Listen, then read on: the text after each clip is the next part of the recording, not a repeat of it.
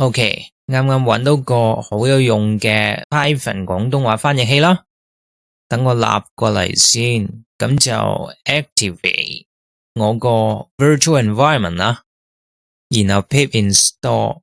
開始之前呢，等我 uninstall 之前個廣東話 package 先。pip uninstall PyCantonese。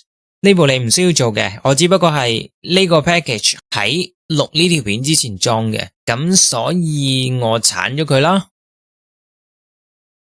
OK， 然之後 pip install 呢個啦 ，PyJPin 呢個係廣東話發音嚟嘅，而我依家趁有時間 upgrade 埋我個 pip 先。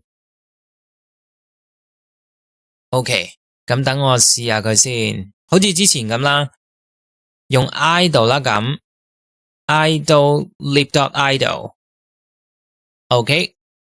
而我裝呢個 package 嘅原因呢，因為佢可以同時譯英文同廣東話，所以好過 PyCantonese 咯。講廣東話嘅人成日將英文撈埋廣東話嚟講嘅，佢哋呢唔會齋講廣東話嘅，咁所以我覺得呢個 package 喺呢方面好正咯。咁等我試下佢先 ，from PyJPin import JPin。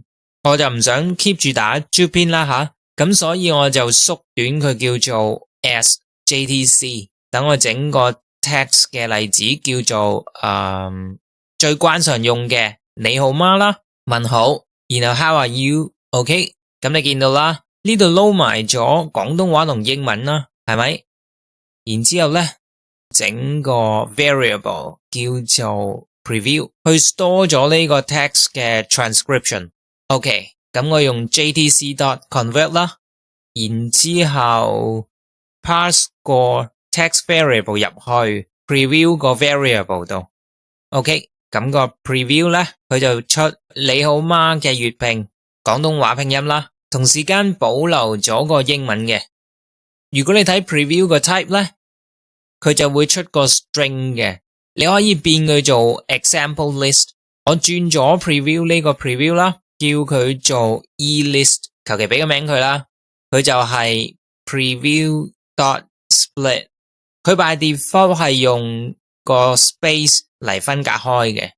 咁我 print 我 return elist 嘅時候呢，我就出呢個啦，係咪？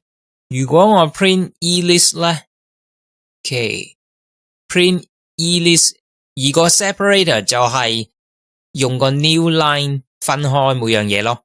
應該就個結果應該係一樣嘅，掂啦，咁就出咗個新 list 啦，而你可以加個字落去或者其他進一步嘅語言分析咯。OK， 多謝收睇，拜拜。